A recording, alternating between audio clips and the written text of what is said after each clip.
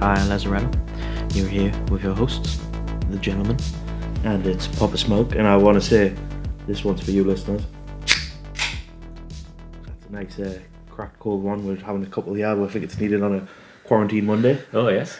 Yep. Very nice. Chin chin, sir. Oh, that's good. Right. So, of course, left off, and we were talking about the next film that we're going to watch, and we out of the three, I picked Jaws. Yes.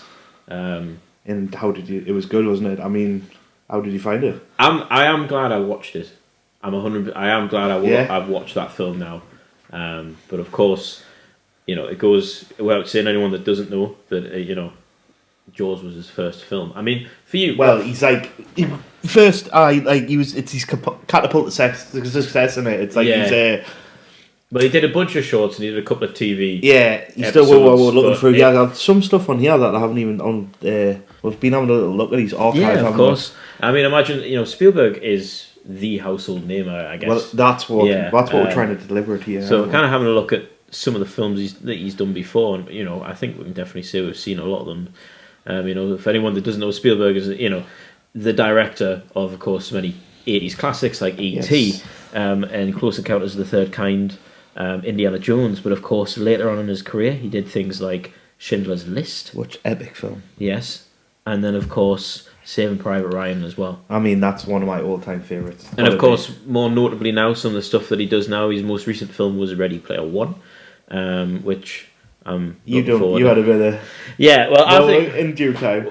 What are your three worst films on his list that you've seen? Your three least favourite Spielberg films. I'm a fan. I've got to say, I'm a big fan of Steven Spielberg. I like a lot of his films. When I've been looking through this list, I realised some stuff I didn't even know, to be honest. Some of the things that he's directed and I've actually or had even influence on, like produced, because he produces a lot. Yeah, he did. Yeah, well, he produced The Goonies, didn't he? That was a find. Yes, that is a find. I mean, what a film. That's like a cult classic.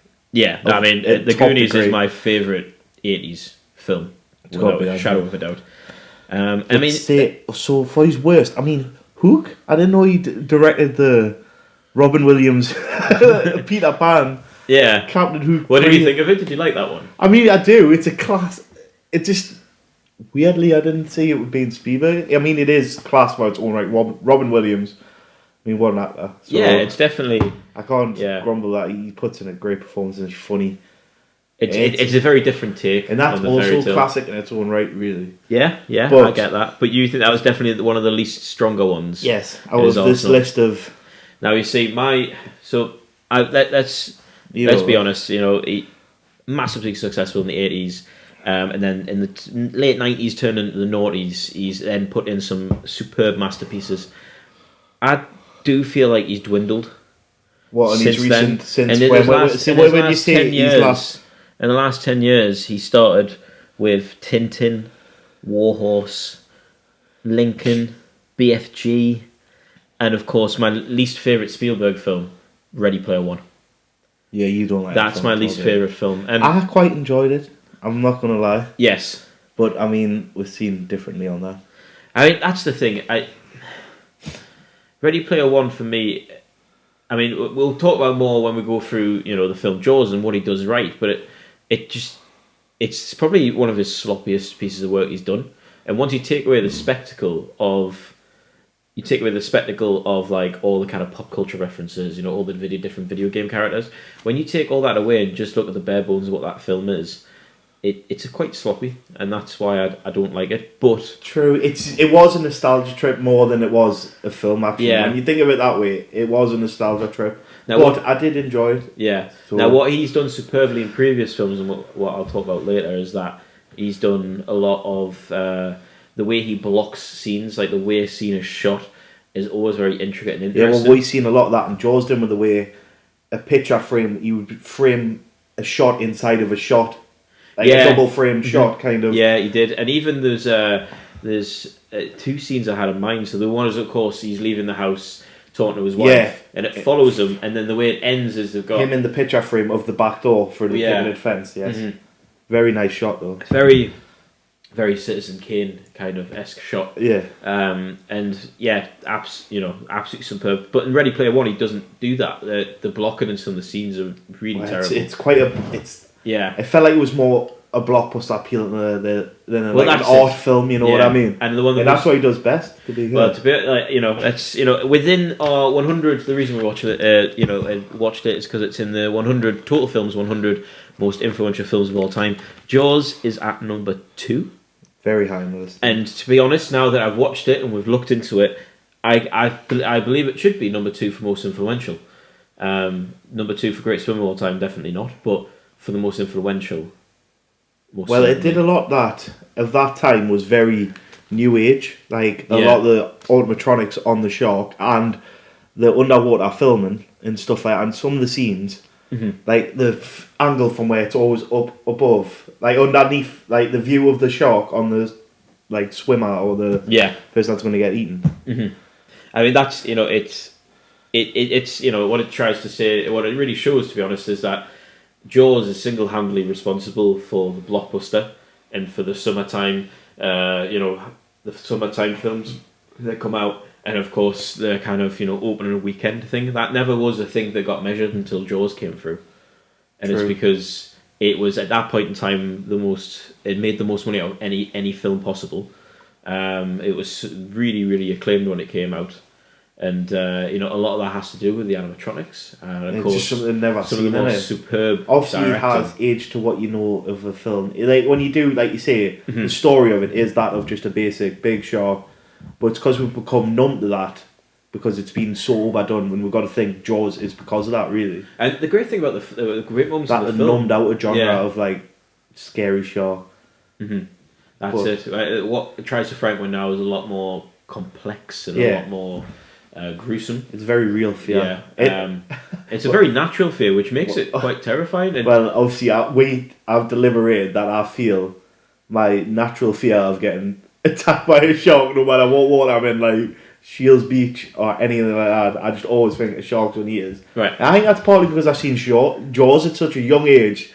It kind of instilled a fear of God into us of sharks. The first point I'm going to make is that opening scene in which she's being dragged through the water, and it's horrific. And that still stands up as quite a horrifying thing to watch compared to a lot of horrors that are out now. But what I want to know more importantly is what kind of water do you feel safe in? A couple of waters. Bath water. Right, okay, bath water. I mean, that's a reasonable one. Pool water. Mm-hmm. In probably seawater up to me shins. Then I'm just saying anything else. I'm just saying nah. So you're not one to go and run into the sea. I do it, and I've been in the sea, but I never feel at ease the whole time. I'm always on edge, and I always feel like I'm gonna get attacked. Right. What would you do if you were attacked by a shark? That is why I'm afraid of it, because I don't know what I'll do. I've got a strategy of if I got attacked by a bear, a fucking gorilla, a fucking crocodile, and I've all got it that I'm like, if I pull it off to a T, I've got a chance. Shark comes as, I don't know what I'm going to do. Yeah. I just assume I'm going to die. So I mean, that's true though, because we've done that. So we usually sit in the living room and we just randomly come out with, right, what would be our procedure if a gorilla burst in the room? Yeah. So that's what I mean. But what if you fight a shark? It's in that territory. That's what makes that film so terrifying, I think, to a lot of people. Yeah, is because it was a real fear of like it stopped people going in the seas and like stuff for a while. It like gave people a fear, and it's just because something you don't ever think about until you're in that position. I feel if you're in deep water, is the only time that you go, I'm gonna get attacked by a shark here. And that's what a very real fear. I feel that's why the fear of the unknown. And that's why I think it was like a pinnacle horror film, really. If you look down to it, it's kind of that of a scary film. I say the film was actually doomed to fail, and the fact that it did so well and has changed the way cinema works, and especially Hollywood works, is that it was always running out of money. Apparently, there was script rewrites every day, which I can't fathom on what, but the script rewrites. Big Shark's gonna eat that guy. Actually, no, we might have him eat this guy. Exactly. But apparently it had script rewrites all the time. It went massively over budget because the animatronics kept breaking.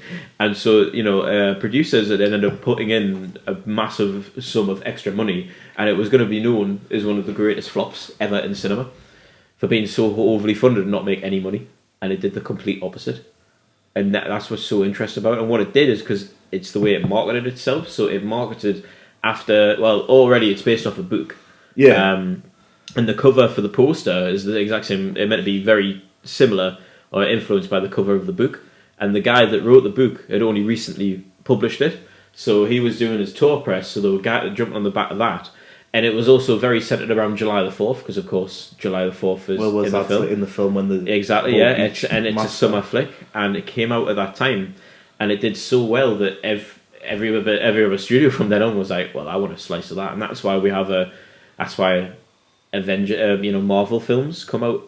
The big ones come out around the summertime. Yeah, it has changed Hollywood. For the better or the worse, I'm not entirely sure. But this is one of the excerpts of this magazine that I found quite interesting, which kind of puts it very, very well. But the king of blockbuster is well aware of the pitfalls of the era he's ushered in. It's the job of the studios to market these movies as the must-see movie of the year, so they go after blockbuster status by creating a grand illusion. Yeah, I feel like it's directly influenced all these other big, summer blockbuster films, and some of those might be bad, but that's not Spielberg's responsibility. It's just the genre he created. You got to give him props that you end up spawning a full genre of.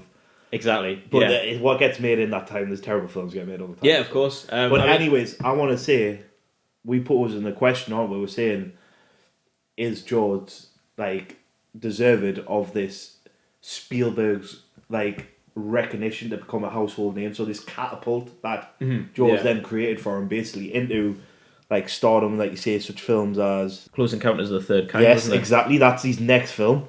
What a film that is. One more film, 1941. I don't think I've seen that. But then straight after, Raiders of the Lost Ark. Straight after that, spawning an E.T., Indiana Jones. It's literally he's rocketed from that point on. Mm-hmm. He's just been making films out of. So, what's your top 3 ever Spielberg films? Pick top 3 Spielberg films. Right, give me a minute because this is a question and a half. Saving Private Ryan, I would have to say, is top because it's one of my top ever films. I totally understand. It's one of the best war films, 100%. Yes, 100%. I believe, and it's just I don't know. Tom Hanks' performance in it gets us every time. I mean, as a rule, Tom Hanks doesn't make you cry. That's the almighty question, isn't it? Artificial intelligence. I love AI. That for me was going to be in my top 3, and it comes at the top 3 of a bit of conflict because it's more about. I think the reason I like the film is more to do with Stanley Kubrick because it was meant to be Stanley Kubrick's last ever film. Yeah. But of course he passed away. He passed that script over to Spielberg, who then took some time before releasing it, or at least making it, and he made it after. So Kubrick's I suppose death. when you say it that way, it's very because it would have been nice to see how Kubrick had on the film, but it's still what a film. Absolutely, yeah. It's a fantastic film. It's such an interesting one. That's in my top 3.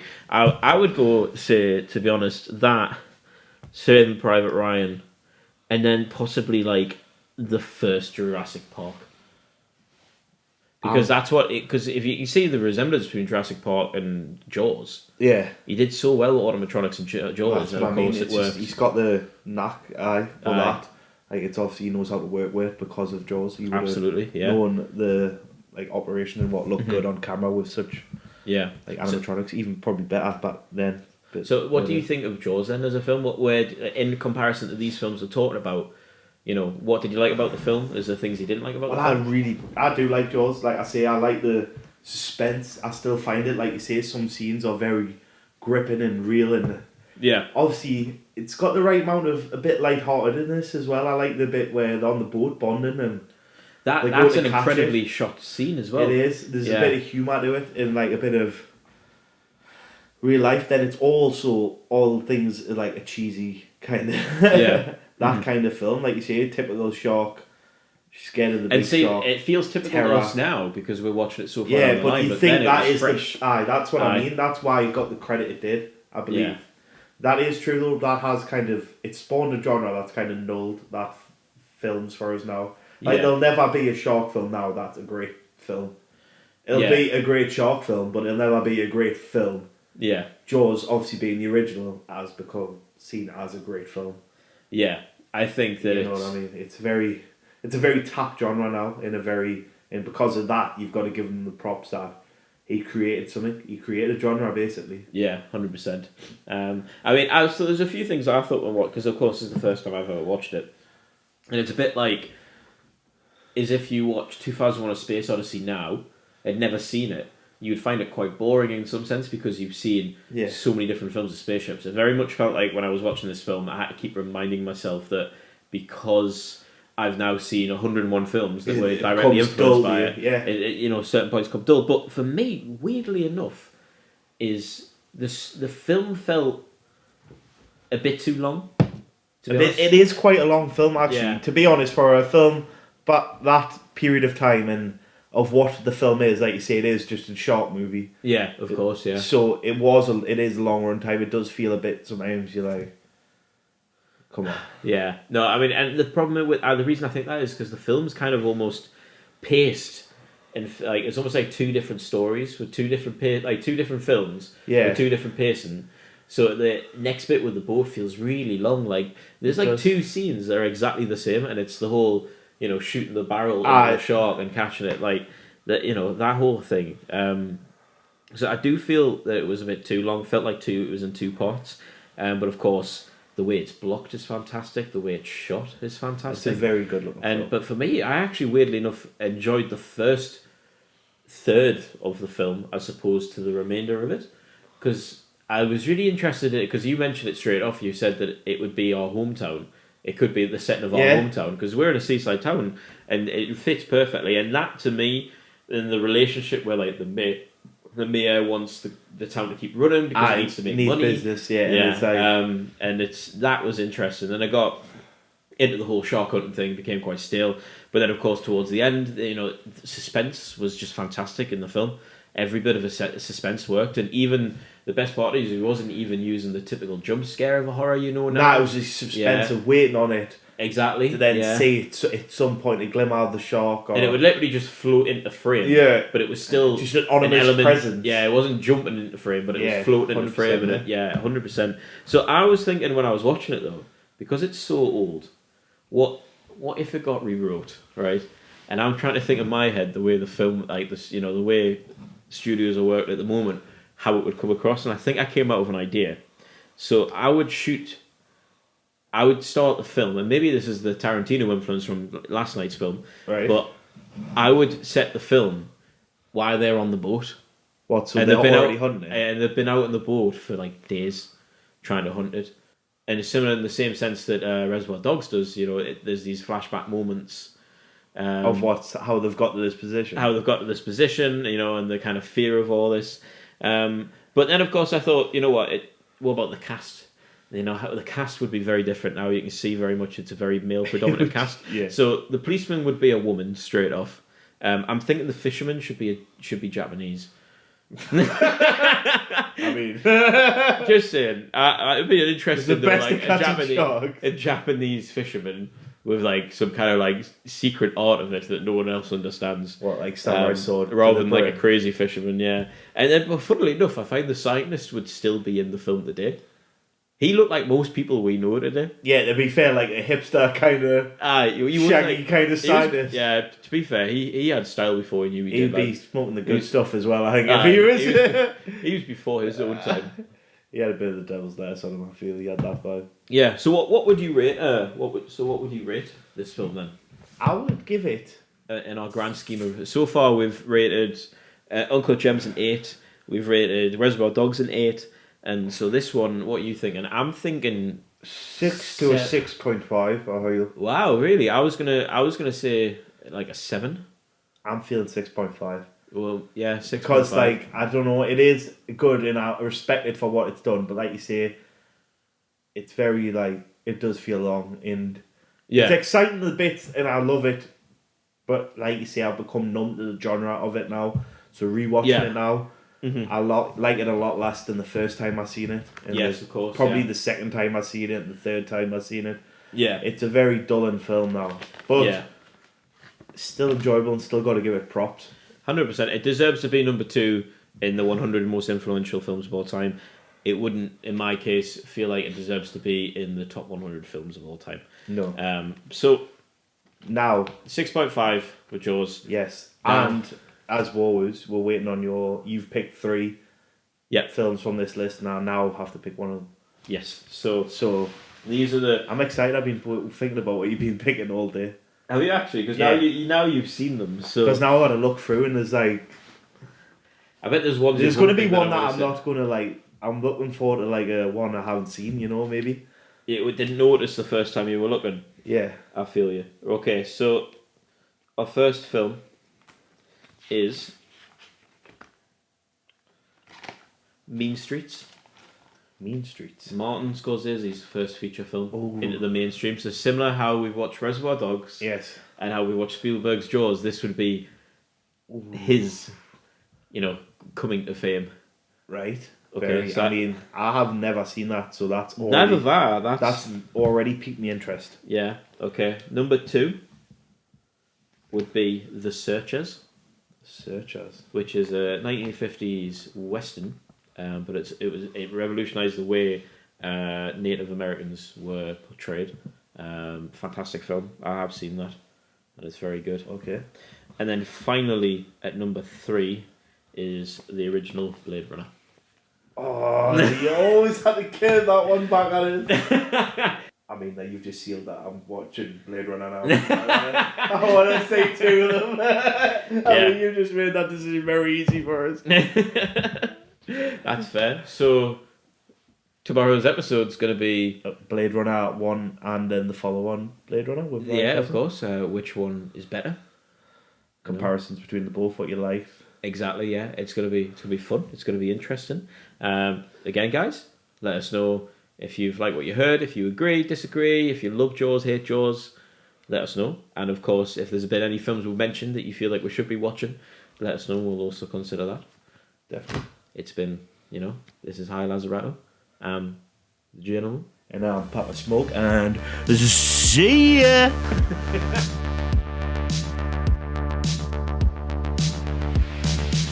I love the smell of napalm in the morning. You're gonna need a bigger boat. I feel the need for speed.